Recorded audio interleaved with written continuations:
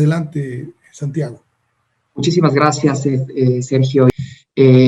Bueno, me presento, mi nombre es Santiago Fernández, yo soy director de Planeación Urbana y de Planeación Urbana en ITDP, y estoy aquí para comentarles el tema de accesibilidad, ¿no? ¿Qué es? Me gustaría discutir con ustedes qué es, cómo se puede medir, por qué es distinto de la movilidad. Después hablar un poquito de qué está sucediendo con este concepto en la Ciudad de México, cómo estamos moviéndonos hacia una ciudad más accesible o menos accesible, las tendencias sustentables, ¿no? Finalmente hacer un ligue con el tema de la pandemia, que me parece que es el tema que ahorita todos tenemos muy presente.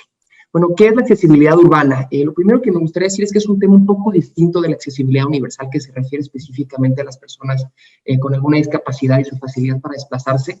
El tema de accesibilidad urbana es un poquito más amplio y se refiere como una facilidad o una capacidad para alcanzar las oportunidades distribuidas en el espacio o en la ciudad. Otra definición que también se me hace muy apropiada es el potencial de interacción, es el potencial para que todos accesemos un mismo espacio y podamos ocuparlo al mismo tiempo y en ese espacio poder compartir, poder intercambiar.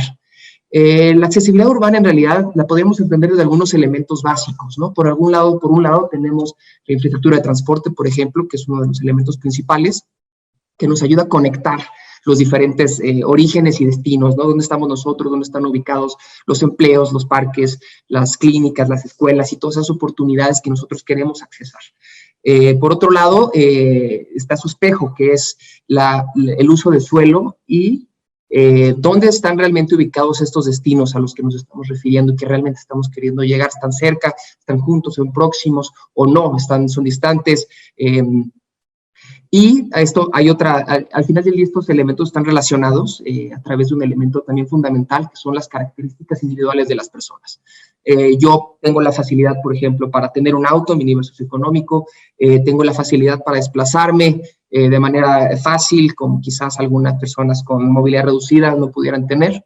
Y también pudiéramos hablar de los componentes, obviamente esto no es una descripción exhaustiva, pero también el componente temporal, por supuesto que es importante, ¿no? Todos tenemos 24 horas al día, hay horarios de cierre, de apertura, y todo eso limita realmente nuestro potencial para llegar a donde queremos ir. Entonces, aquí es donde surge la primera diferencia con el tema de la movilidad, a través de la pregunta, ¿nosotros nos queremos mover realmente? ¿O realmente lo que queremos hacer es accesar? ¿Nos moveríamos si no tuviéramos que hacerlo? ¿O qué tal si pudiéramos quedarnos en casa y recibir todo de Amazon o de algún otro servicio? Lo haríamos. Creo que justamente en esta pandemia esta pregunta también se hace muy relevante. Estos elementos, como les decía, en realidad están operando en un sistema complejo que se afectan entre sí, ¿no? Para poner algún ejemplo, el componente de transporte, por supuesto que afecta nuestra capacidad para desarrollar o ubicarnos en algún lugar, ¿no? Si en realidad tomamos una decisión de ubicación al comprar una casa, considerando también el transporte, considerando el componente temporal, las características individuales. Y existe mucha investigación en cómo cada uno de estos elementos se afectan entre sí. Entonces, remitiéndome un poco también a la presentación ahorita de Francisco, él hablaba, ¿no?, de cómo las ciudades han seguido diferentes modelos, muchos de estos modelos, por supuesto, que han sido también afectados por las condiciones de pandemia o de algunos desastres o riesgos naturales. Partiendo desde esa descripción, yo podría decir que a partir del siglo XIX-XX, por supuesto con la influencia de Le Corbusier y digamos, los modernistas, ¿no?, que tuvieron una gran influencia en cómo seguimos hoy en día construyendo las ciudades, podríamos decir que las ciudades fueron planeadas durante gran parte del siglo XX con un enfoque de transporte. Esto quiere decir que, pues, el objetivo de los planeadores y de los tomadores de decisión se centraba en mejorar la velocidad y la capacidad, y cómo hacían esto, pues cada vez más vías, más anchas, segundos pisos, tratar cada vez de hacer vías con menos obstáculos, y eso fue realmente el modelo en el que quizás algunos países continuamos. Sin embargo, a finales del siglo XX comenzamos a ver un cambio de paradigma en el cual la narrativa cambió de transportarse a la movilidad, y en este paradigma cambió un poco el enfoque a las personas. Es decir, nos dimos cuenta que lo que queríamos mover no eran vehículos, sino personas. Entonces cambió el enfoque, empezamos a considerar otros modos de transporte, como el transporte público, la caminata, la bicicleta, y modos que no necesariamente era el automóvil privado. Ahora podríamos decir que necesitamos entrar a un nuevo paradigma. ¿A qué me refiero con esto? Que la movilidad sigue siendo un concepto quizás un poco limitado, ¿no? Como les decían, quizás no nos queremos mover, lo que queremos es accesar. Y en este concepto nos permite integrar otras dimensiones que frecuentemente pensábamos que estaban desconectadas de los planeadores de transporte, ¿no? Como puede ser la ubicación de las cosas, dónde localiza la vivienda, y etcétera. Entonces, la accesibilidad urbana la podríamos entender como una intersección de diferentes áreas de política pública que hasta el momento considerábamos separadas, ¿no? Por un lado teníamos una secretaría, un ministerio de transporte, ¿no? Enfocado puramente en facilitar la movilidad de los bienes y los servicios y las personas.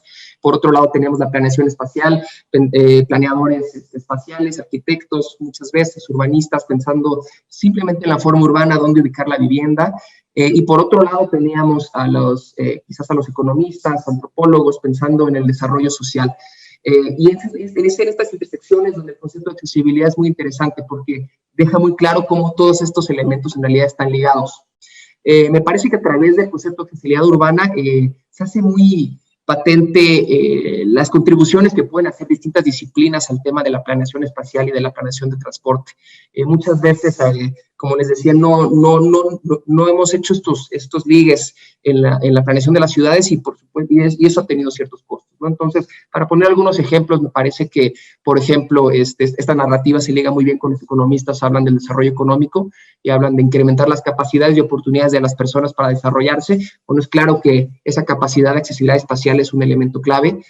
Otro ejemplo puede ser a través de la sociología y el derecho a la ciudad, que se utiliza mucho en esa ciencia social, o las ciencias ambientales, ¿no? Que también están hablando de cómo tenemos que maximizar nuestro bienestar, pero considerando que hay una capacidad de carga en el planeta y que hay una necesidad de no afectar que las siguientes generaciones al menos disfruten de ese mismo nivel.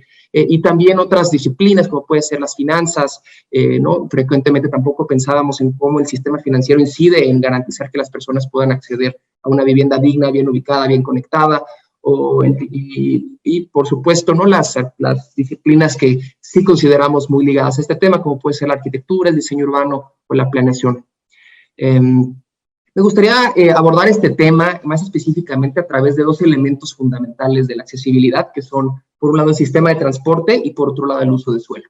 Este sistema, como les decía, opera en conjunto de una manera muy clara y en conjunto nos permiten entender cómo en realidad esta accesibilidad es un potencial para llegar a satisfacer estas necesidades que tenemos.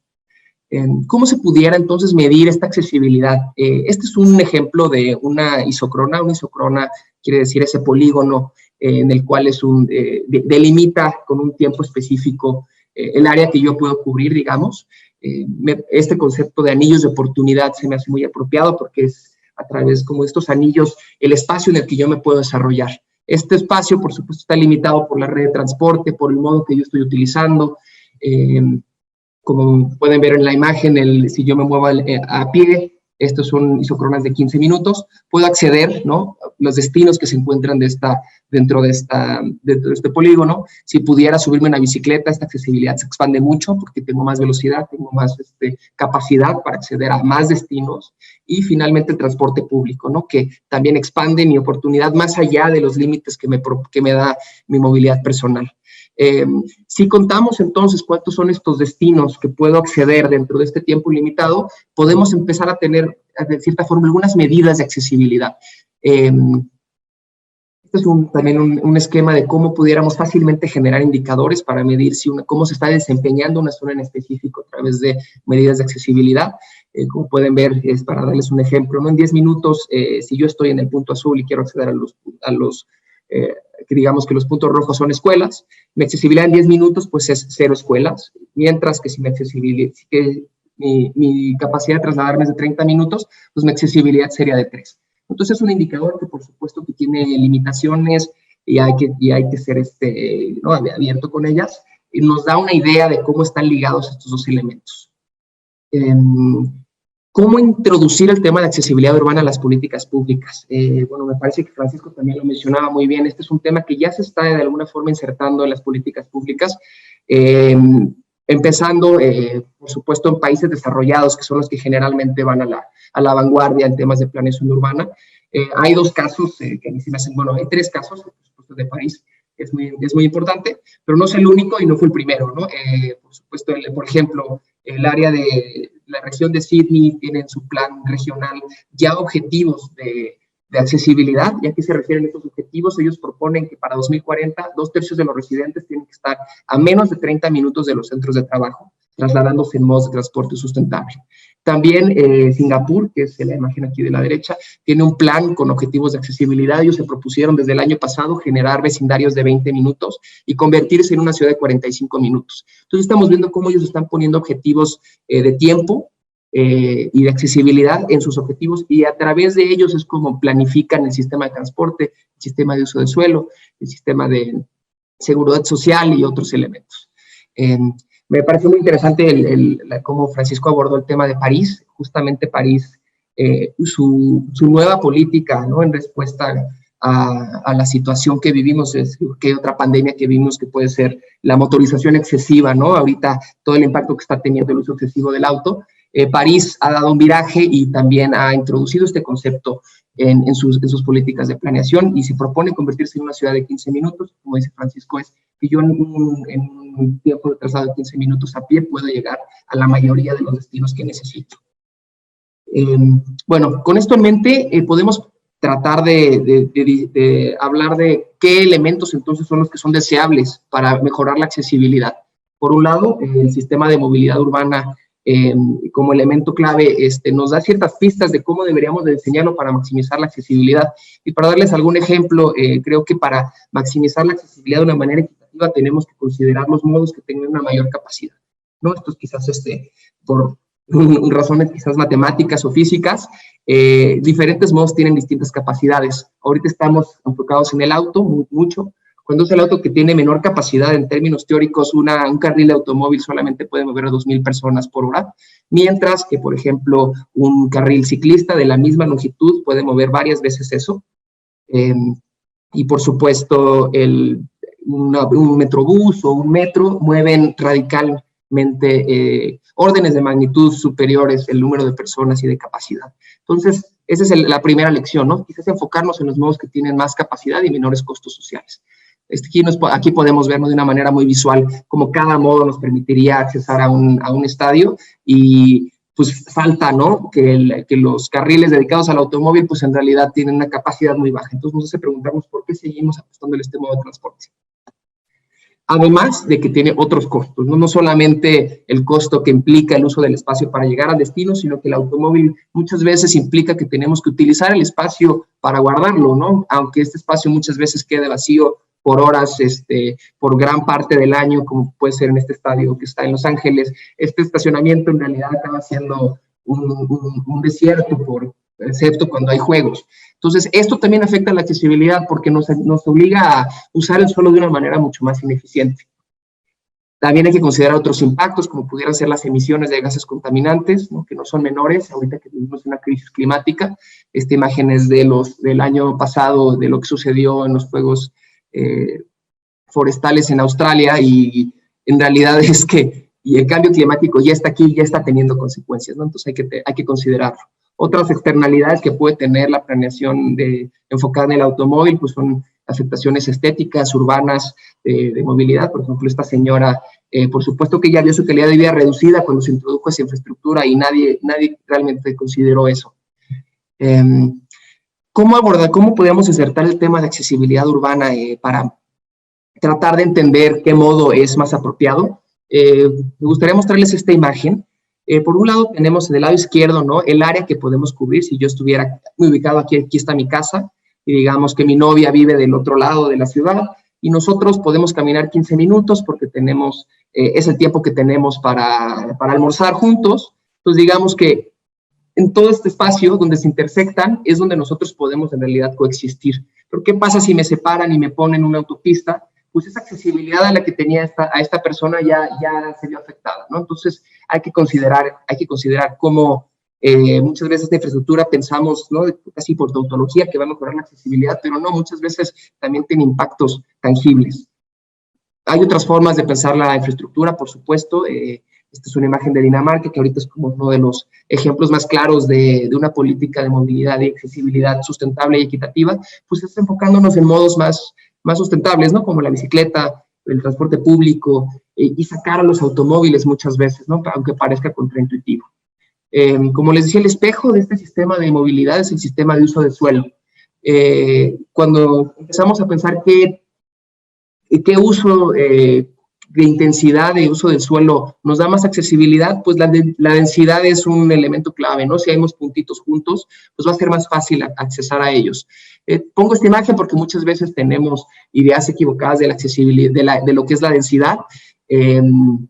Por ejemplo, luego pensamos que es una gran torre, como este plan Voisin de Le Corbusier, o luego pensamos que puede ser como mucha congestión o un área muy concentrada, pero también se puede diseñar una densidad apropiada, ¿no?, que en realidad maximice la accesibilidad considerando y mitigando los impactos negativos que pudiera tener el transporte excesivo. Por otro lado, existen conceptos un poquito más desarrollados, como el desarrollo orientado al transporte, que es un concepto de planeación urbana que se trata de enfocar en generar vecindarios compactos, cercanos al transporte masivo, de usos mixtos que faciliten caminar y el uso de la bicicleta. Entonces, muchas ciudades, como las que les mostré ahorita, Singapur siendo un gran ejemplo, están enfocando su planeación a través de estos principios, ¿no?, tratando de generar densidad cerca de los nodos de transporte masivo, porque ahí es donde ellos pueden maximizar la accesibilidad a un costo social menor. ¿Qué está pasando en la Ciudad de México entonces? ¿Nosotros vamos a una tendencia que mejora la accesibilidad o está sucediendo lo contrario? ¿Las políticas actuales nos están apuntando en la dirección correcta o nos están alejando todavía más de ello? Hicimos un ejercicio para sacar mediciones de accesibilidad para toda la zona metropolitana en el ITDP y calculamos el número de trabajos que yo puedo acceder caminando media hora en la red vial actual. Uno de los primeros aprendizajes que tenemos es que la accesibilidad a trabajos, por ejemplo, está fuertemente concentrada en el centro económico de la ciudad y es brutalmente más baja a medida que nos alejamos de él. Entonces, eso nos genera muchos problemas porque tenemos muchos desplazamientos pendulares que generan mucho costo, que utilizan mucho espacio, que desgastan mucho el tiempo de las personas. Entonces, ese es el primer punto de partida que tenemos. Es una ciudad que tiene una accesibilidad muy desigual. También les quería mostrar estas imágenes que son unas mediciones de accesibilidad para la Ciudad de México para explicar un poco este concepto, ¿no? Por ejemplo, nuestra oficina que se localiza en la Colonia Condesa, si yo pudiera caminar 15 minutos, puedo acceder a 50,000 trabajos. En media hora puedo llegar a 250,000 y en 45 minutos casi a 500,000 de trabajos, ¿no? Entonces, es una zona con muy buena accesibilidad. Por otro lado, si yo pudiera subirme al transporte público, rápidamente mi accesibilidad en esos mismos 15 minutos ya se expandió porque puedo llegar a subirme al Metrobús de la línea 7, que queda muy cerca, y ya aumentó mi accesibilidad en 10,000 trabajos. Y en 45 minutos, pues puedo subirme al metro y llegar casi a más de 1,5 millones de trabajos, ¿no? Entonces, esto creo que de una manera muy visual podemos entender las disparidades en la accesibilidad. Y pues de manera de contraste podemos ver lo que sucede en Santa Fe. Este punto es en el centro comercial de Santa Fe, donde de por sí ya es la zona que tiene una mejor concentración y mejor accesibilidad de esa zona, pero en 15 minutos, según accesibilidad 5 veces menor a trabajos de la que yo experimentaba en la Colonia Condesa. En media hora son 40,000 trabajos y en 45 minutos son 60,000 trabajos, o sea, 10 veces menos si yo dirigiera a desplazarme a pie. Y el transporte público, creo que a nadie sorpresa que esta zona tiene muy baja cobertura. En 45 minutos solamente podría llegar yo a 94,000 trabajos. Entonces, si recordamos, en la Colonia Condesa podemos llegar casi a 1,6 millones. Entonces, es una diferencia brutal. Y como último ejemplo, les quiero mostrar lo que sucede en una zona un poco más periférica, en la zona de San Rafael, en el Estado de México. Es una zona de nivel socioeconómico un poco más reducido. Es una zona que tiene en realidad muy baja accesibilidad a trabajos, hay pocas actividades económicas ahí localizadas. Entonces, en 15 minutos yo solamente podré acceder a 140 trabajos formales y en 45 minutos solamente 2,500, o sea, todavía mucho menos de lo que sucede en Santa Fe. Pero ¿qué tiene esta zona? Que tiene muy buena conectividad de transporte masivo a través del tren suburbano, Entonces yo, si me subo a este tren, puedo llegar a casi 250,000 de trabajos en el mismo tiempo de traslado. Entonces, quizás para algunas personas sería mejor ubicarse en esta zona en Santa Fe, ¿no? Si su criterio fuera la accesibilidad. Otro punto que también me gustaría mostrarles es cómo la accesibilidad muchas veces se ve impactada por el tránsito y el tráfico y la congestión. La congestión es un fenómeno que sucede cuando todos nos tenemos que coordinar y llegar al mismo nivel, al mismo lugar, al mismo tiempo, a la misma zona, muchas veces por convenciones sociales o por eficiencia económica, ¿no? Hay que coordinarnos con nuestros colegas para trabajar juntos. Entonces, ¿qué sucede cuando nos empezamos a mover en hora pico? Hicimos unas mediciones con datos de Waze, esta aplicación. Encontramos que en hora pico en la Ciudad de México, a las 7 de la noche, la accesibilidad que yo gozaría desde el mismo punto se reduce a más de la mitad, debido a que muchas personas también están saliendo hacia la periferia, ¿no? Entonces, hay que considerar también que el automóvil es uno de los modos más sensibles a la congestión. Entonces, cuando planeamos nuestra ciudad, estamos quizás limitando el potencial total de accesibilidad que podemos tener. Como les decía, la Ciudad de México es una ciudad particularmente desigual en la accesibilidad, incluso más que otras ciudades de países en vías de desarrollo, como puede ser Johannesburgo. Entonces, es algo que tenemos que considerar. Estamos experimentando los habitantes de esta zona metropolitana niveles de accesibilidad muy distintos, y esto impacta naturalmente en nuestras capacidades de desarrollo individual, nuestras capacidades de desarrollo social, el tiempo que pasamos con nuestras familias, incluso nuestra salud física y psicológica. Bueno, esta imagen es un poquito más explícita, pero me gustaría, la pongo porque nos ayuda a visualizar las disparidades en la accesibilidad. No creo que solamente una dimensión de los colores no es suficiente, pero cuando lo vemos en 3 dimensiones, vemos que es brutal la diferencia de accesibilidad y las diferencias en accesibilidad que tenemos entre el centro y la periferia. Por otro lado, ¿qué estamos haciendo? Pues bueno, seguimos invirtiendo de manera desproporcionada en la infraestructura para el automóvil. Normalmente dedicamos casi más del 70% del presupuesto disponible a mejorar la infraestructura del auto y solamente 30% a mejorar otro tipo de modos más sustentables, a pesar de que alrededor de un 25% de las personas en realidad tienen acceso a este modo de transporte. Entonces, no solamente nos alejamos de una ciudad más accesible, es una ciudad menos sustentable y también es una ciudad menos equitativa. Y pues, ¿qué pasa con su espejo? Que es cómo está creciendo la ciudad, qué está sucediendo con el uso de suelo. Como les decía, este desarrollo urbano, el que hemos experimentado particularmente en las últimas 2 décadas, ha sido brutalmente expansivo, desconectado. Si ustedes van a estos vecindarios, en realidad se van a dar cuenta que la red vial no se conecta entre los diferentes complejos. No hay, por ejemplo, servicios o clínicas cerca caminando. Entonces, esto genera una dependencia brutal de las personas en el automóvil, limita muchísimo su accesibilidad. ¿Cómo podemos ver que se limita tanto la accesibilidad? Pues una forma puede ser en el abandono de la vivienda. Casi la mitad en algunos de estos desarrollos de viviendas sociales están deshabitados. ¿Y por qué se deshabita? Pues porque no es viable para las personas llevar una vida aceptable. A pesar de que ya invirtieron, tienen su hipoteca ahí, ellos no pueden utilizar esa casa, ¿no? Entonces es un costo brutal para la sociedad. La investigación nos dice que este fenómeno también ocurre en otras ciudades de México. Estamos experimentando un proceso de creciendo la densidad en el centro de las ciudades y estamos creciendo en pequeños bloques de densidad en la periferia, ¿no? Una idea muy contraria a la accesibilidad. Y mientras los trabajos, estos sí se siguen concentrando en zonas centrales. Entonces, hay un investigador de UCLA que se llama Pablo Monconen, que usa este término, dice, nos estamos convirtiendo en una ciudad dona, una ciudades donas, quiere decir que están vacías en el centro y muy pobladas en la periferia, ¿no? Entonces, creo que lógicamente podemos ver cómo cada vez nos alejamos más, en realidad tenemos menos accesibilidad total. Lo que nosotros proponemos en ITDP es más bien no, o sea, lo que estamos buscando es una ciudad concha, que es esto se refiere a que pues, queremos una ciudad que sea más densa en el centro, con una densidad apropiada para así poder tener una mejor accesibilidad. En realidad es un sistema, ¿no? Un desarrollo urbano disperso y desconectado, genera dependencia en el automóvil y las vías para el automóvil también facilitan un desarrollo urbano disperso y desconectado. Entonces es un sistema en el que estamos inmersos actualmente y que produce segregación urbana, más degradación ambiental, bajo desempeño económico y en general un nivel de desarrollo urbano bajo. Entonces, para cerrar, quisiera hacer un ligue con qué está sucediendo con la pandemia y cómo este concepto de accesibilidad urbana nos pudiera ser útil. Este es un trabajo que realizó nuestra oficina de Brasil, ITDP Brasil, con el gobierno brasileño, donde ellos hicieron un análisis de cuántas clínicas que aceptaran pacientes con COVID puede accesar una población desplazándose 15 minutos a pie o en transporte público. Esta es la ciudad de Belo Horizonte.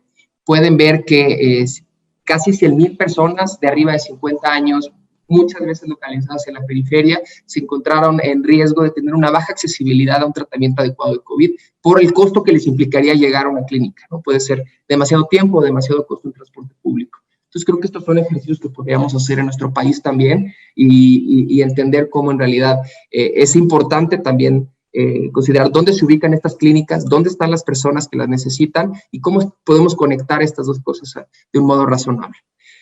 Otras estrategias que hemos tenido ahorita en la pandemia para mejorar la accesibilidad han sido las ciclovías emergentes, por ejemplo, ¿no? Creo que París también es un excelente ejemplo de cómo han abierto mucho espacio para este tipo de movilidad, dado que el transporte público implica un riesgo mayor, que aunque no, la investigación actual nos dice que podría no ser crítico, sí genera cierta resistencia entre los usuarios y no queremos generar más congestión de personas en este modo. Entonces, necesitamos también tener respuestas para esta situación, considerando que el objetivo es facilitar que las personas lleguen a donde quieren ir a un riesgo menor a su salud y a la salud pública.